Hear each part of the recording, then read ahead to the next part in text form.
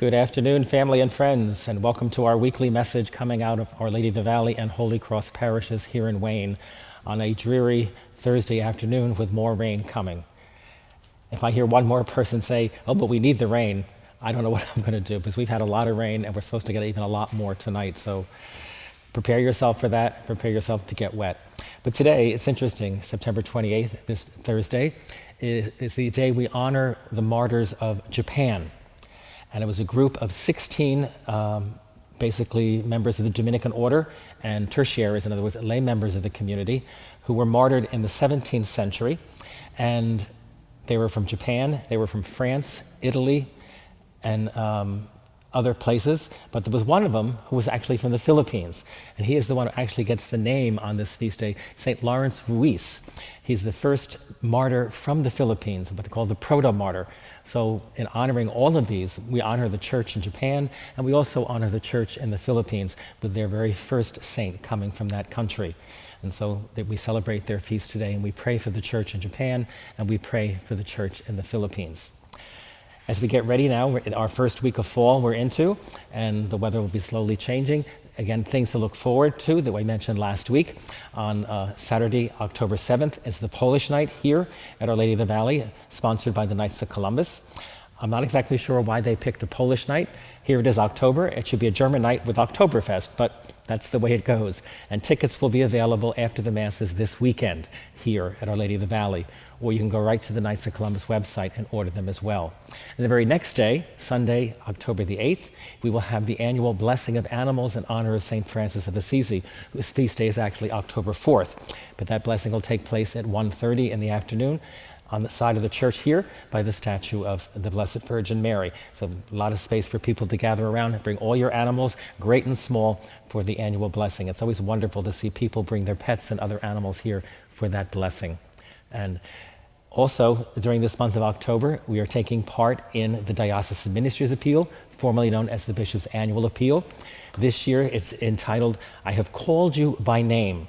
And last week, letters started being mailed out from the diocese to all people who have contributed in the past, and they'll be going out. But towards the end of October, we will have envelopes available here in church for you to pick up and fill out and bring back the following week. And as we get closer to that, we'll have more information about all the things that the Diocesan Ministries Appeal does. Particularly this year, one that we really want to get behind is the renovation of the food pantry at the Father English Center in Patterson, which serves all of Passaic County.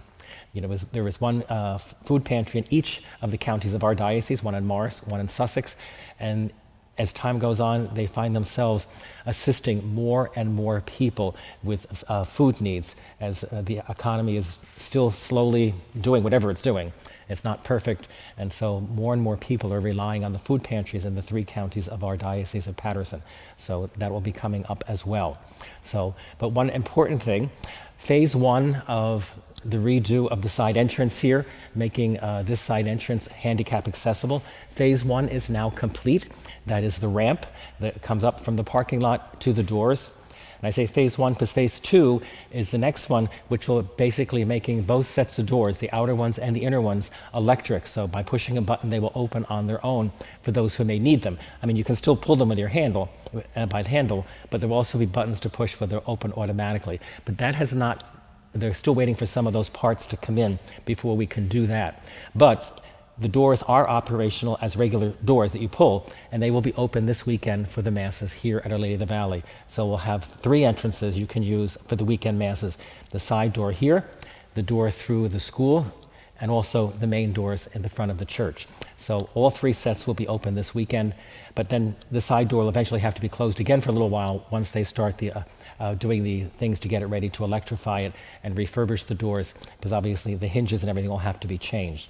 But we're making progress. Unfortunately, with all the rain we've had and various funerals we've had here, every time that happens, obviously the people can't work on the doors.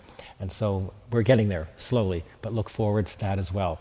So enjoy the rest of this week. I understand the weather next week is going to be wonderful. We just have to get through this weekend with some rain here and there.